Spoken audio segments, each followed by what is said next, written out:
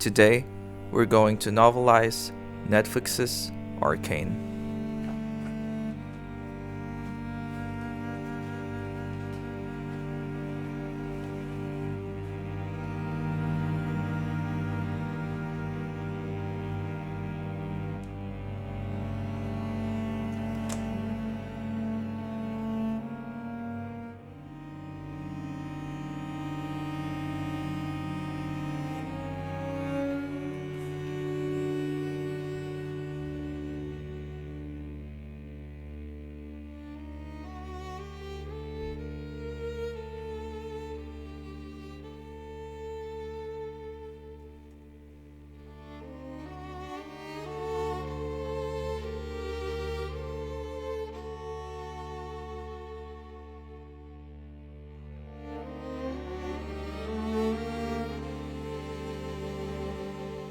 The sky blazed with a fierce orange glow, casting an eerie, flickering light that set the world alight.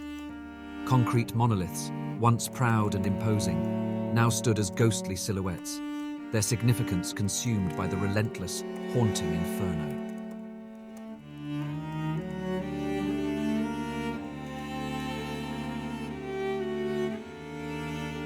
Towering statues gazed upon the chaos, their chiseled expressions betraying no concern for the anguished cries emanating from beneath their stony feet. The relentless orange light danced, casting sinister flickers across their impassive countenances.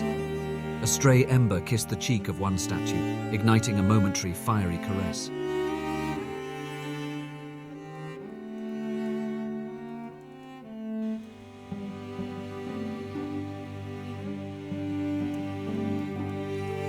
High above, tainted winds whipped and swirled, momentarily dispersing the choking smoke to unveil the majestic bridge. Its intricate metalwork seemed to twist and twirl, as if the structure itself were alive, pulsating with a hypnotic beauty. Yet the ravages of destruction had left their mark. The once resplendent details now lay blackened, their elegance shrouded beneath a heavy cloak of soot.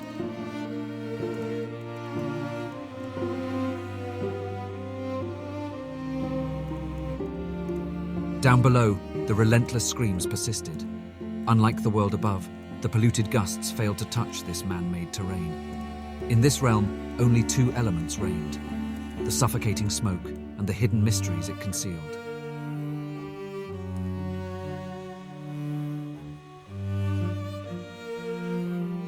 Amidst the cacophony of crackling flames, the hurried patter of footsteps rose and fell, punctuating the chaos.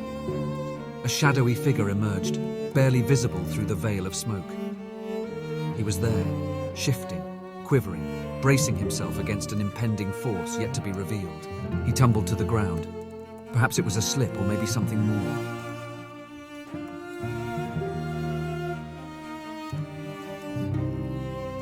As the first figure vanished into the cobbled ground, another silhouette materialized. This new figure bore a resemblance to a man, yet somehow deviated from it. Each breath it drew emitted an unnerving hiss. Its shoulders, wide as though clad in armor, projected an imposing presence. Most unsettling of all was the way it stood, entirely devoid of fear.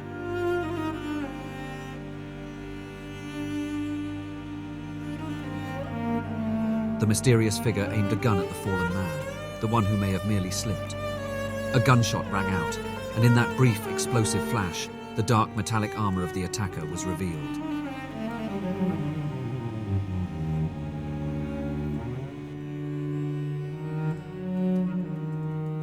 The figure shifted, scanning its surroundings as the smoke swirled and parted in its path. This was a soldier, face shielded by goggles and a breathing mask, head encased in a sturdy helmet. A lethal fusion of impenetrable armor and crimson stains adorned his body. With gun raised, he swiveled his head, hunting for his next target.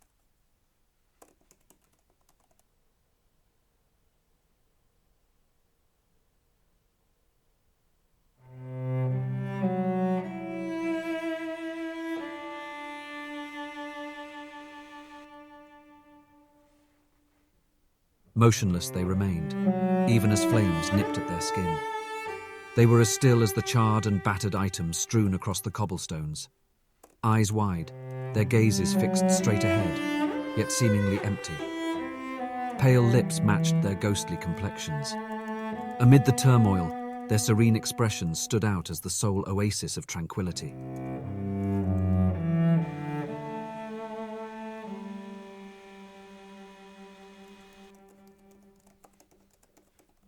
In this pandemonium, two small figures materialized, their hands clasped tightly together.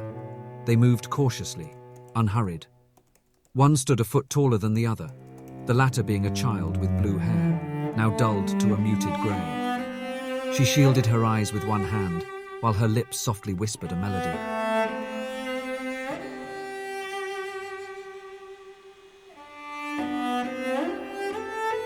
The taller child, in contrast, kept her eyes wide open. Unlike the unmoving figures, it was clear what held her gaze and the emotions it stirred. Unblinking, her eyes locked onto the scene, while her quivering mouth gaped in awe as burning embers danced around them.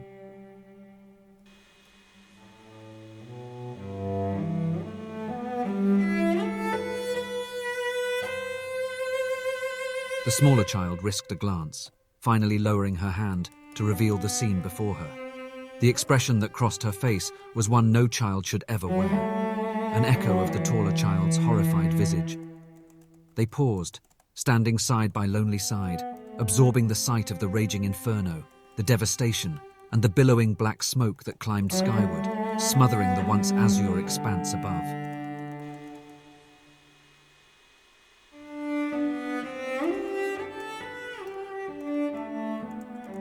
They knew they should keep moving, but they remained rooted in place.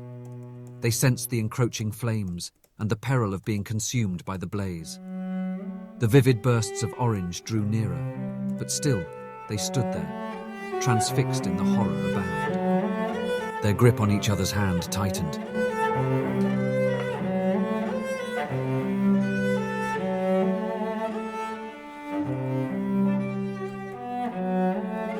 The younger child gasped. A series of loud bangs filled the air, distinct from gunfire. There were no bright flashes, and the noise came in rapid succession. It was near, even closer than the flames at their backs, metal striking metal. As the smoke cleared in front of them, two men came into view. No, not fighting, for it appeared one had already claimed victory, a massive, hulking man.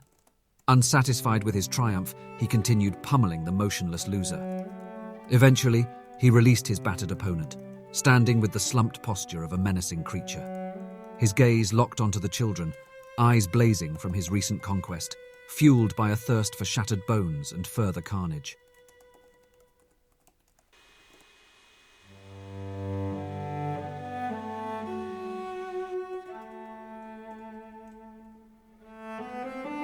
The monstrous man turned to face them completely, and as the smoke dispersed further, his full, grisly form was revealed. He loomed larger than any man the children had ever seen, with fists wrapped in metallic debris from a wrecked vehicle. Yet the term grisly seemed to slip away as he recognized the children. His shoulders eased and the fury in his expression melted away.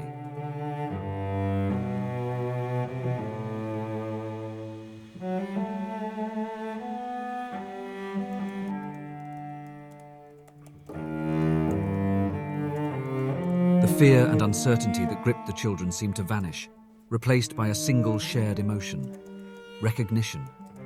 It was a connection between familiar friends. The man approached, all traces of anger now absent from his face. Only sadness remained, a frown, a furrowed brow, and eyes glistening with unshed tears. The children gazed up at his imposing stature, still clinging to each other. Their eyes now held a mutual expectation, a silent question that only they and the man could comprehend.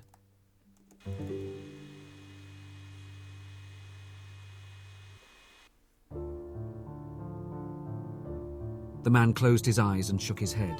Smoke and wind tossed his already disheveled hair into greater disarray. His gaze turned askew, eventually settling upon the ground. The children could only follow his stare. The group's attention was drawn to the still figure lying nearby. It was unclear whether the person was male or female due to the thick smoke obscuring any identifying features. The ever-changing wind blew once more, its touch gentle as it brushed over the rough cobbles.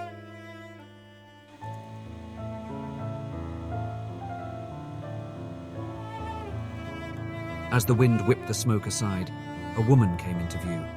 Her locks bore a striking resemblance to the taller child's red hair. The woman stood utterly still, staring blankly into nothingness. It was unclear whether she still drew breath, as no movement could be discerned from her. Crimson droplets trickled from the corners of her lips, a disquieting sight, a sight not for young ones to see.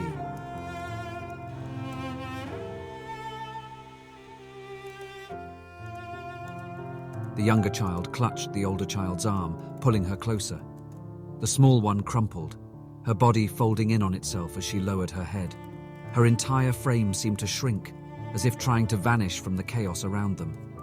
Tears streamed down her cheeks, tracing clean trails through the dirt and soot that stained her face. The taller child let out a gasp, her face contorting in a grimace.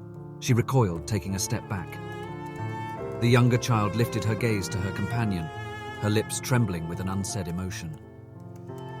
The older child collapsed onto her knees, unable to hold back her emotions any longer. The younger child watched in silence as the older one cried and screamed, unleashing a torrent of emotions unlike anything the younger child had seen before. It was a face contorted with anguish, the culmination of the overwhelming pressure that had been bearing down on the older child's shoulders.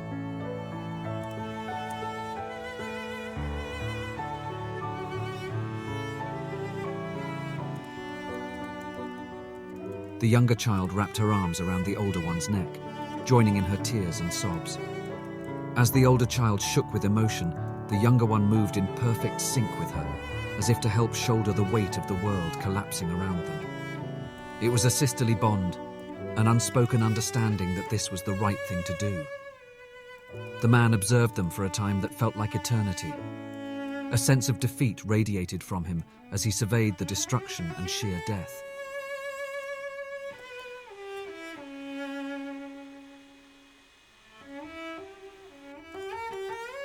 A sudden realization hit him, and he turned his gaze back to the children. Tears welled up in his eyes as he lifted his fists, clad in crude metal sheets taken from the nearest scraps that could pass as weapons. He let out a deep sigh and lowered his fists. The weapons fell, causing a dull thud to reverberate through the cobbled ground as they made impact. A small dent remained as a reminder of the man's warpath.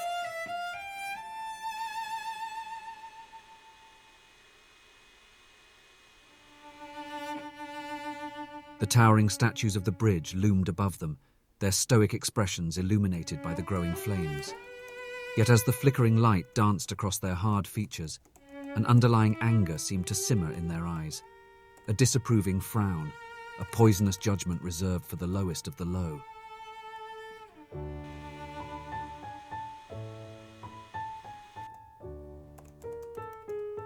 The man turned his back on the looming statues, resolute in his decision not to go any further.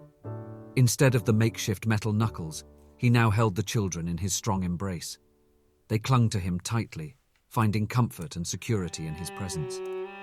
With their eyes closed and their heads resting on his shoulders, they held on as if they never wanted to let go.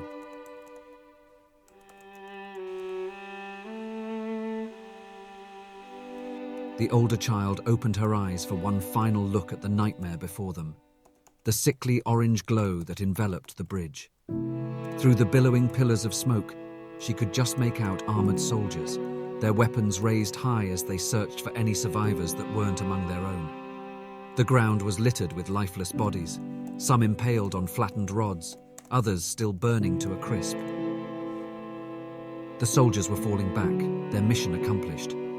It was clear they had emerged victorious, and now they were merely cleaning up any remaining vermin that dared to cling to life amidst the chaos. Now the older child's eyes lifted upward, drawn to the distant sight of a city perched high atop a mountain. Her gaze took in the pristine white castles, towers adorned with gold clockwork megaliths, and houses nestled among lush green trees, their blue clay roofs a testament to the artistry of the city's architects. Beyond it all, she caught a glimpse of blue sky and the promise of a sunrise. It all seemed impossibly far away, yet she knew that there was a way to reach it. Everyone did. It was through the bridge, a bridge now filled with the murdered and those who wanted to join them.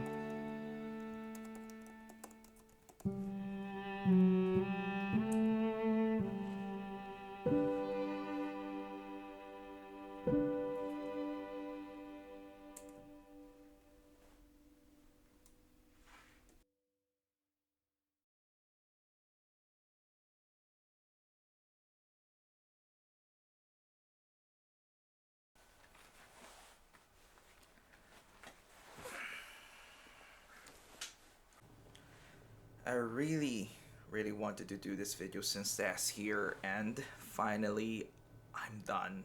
My mind is at peace. If you haven't seen Arcane in Netflix, I highly recommend it. It doesn't just have a very beautiful animation, but it has a great story to back up that animation, and I think that's rare nowadays, especially with adaptation. A lot of adaptation that's happening in Hollywood right now. This is the first video in a soon to be a series of videos that will novelize famous shows from streaming platforms like Netflix, Hulu, Peacock, Amazon, and some of the famous movies out there from the big Hollywood companies. This whole video is basically a writing practice on how to translate what's in your mind, or basically what we are seeing in the screen, into vivid descriptions. Also, when we are writing, we can see all the scenes in our head, and sometimes it's hard to put it into words, into what we wanted to express in paper. So, this is basically a practice of that too. The main rule that I always use is show, not tell. Telling is not bad, it's far from it. It's only bad when you're not showing what's happening first. Now, how do you show anyway? Well, that depends on your scene. If you write she smiled, that can be showing, but sometimes that can also be telling, especially if you want the reader to linger into that smile. If you want the reader to linger into that smile, then I'd suggest expand what you want the reader to feel behind that smile. You can do that using a lot of descriptions to mirror what you wanted them to feel, or a reaction from the opposing character. So I hope you join me in these practices. I believe the next video that I will make is about the novelization of Dark Knight by Christopher Nolan.